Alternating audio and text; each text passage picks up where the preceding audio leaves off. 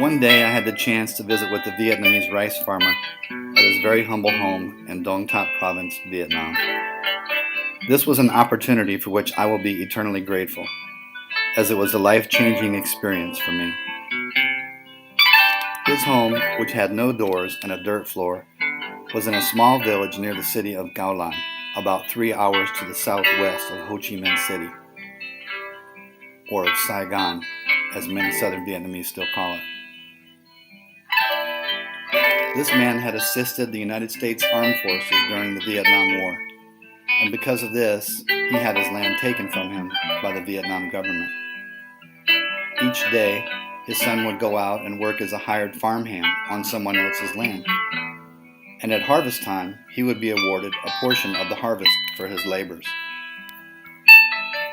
The patriarch of this family was charged with keeping an eye on his granddaughter, while his daughter-in-law weaved water hyacinth reeds into baskets in storage containers.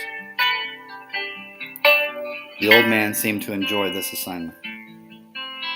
The daughter-in-law was very grateful for the chance to earn much-needed cash for her family, while at the same time having a chance to stay at home with her young daughter. She told me she could earn up to 17,000 Vietnam dong per day for weaving these baskets. I later learned that the baskets she weaved in her home were sold and resold many times before they ended up in Western retail stores like IKEA and Pier 1 Imports. 17,000 dong is equivalent to approximately 80 cents, a trifling amount of money for a full day's labor at this day and age, and a testament to the unfair, or perhaps inefficient nature of this business arrangement. My education and career at this point in time afforded me with the certain knowledge that there were literally millions of families like this one in Southeast Asia. Hounded by an altered state of consciousness and compelled by an unexplainable sense of duty, I decided then and there that I would find a way to help that family and other families like hers, so they could earn a fair wage for their labors, and so they could at the very least raise themselves up out of the dirt and have money to educate their children.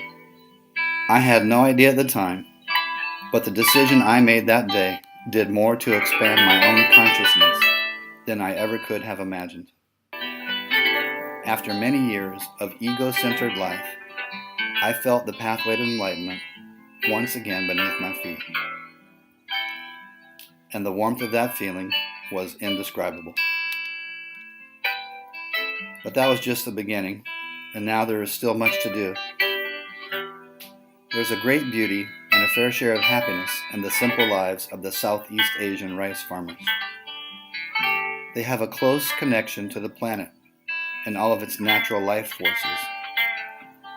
We need to be careful in our efforts to assist them out of poverty, that we don't force them into a new and unfamiliar form of misery. Gentle hands and enlightened minds will be needed. And if my suspicions are correct, we will learn as much from them as they will learn from us in this endeavor.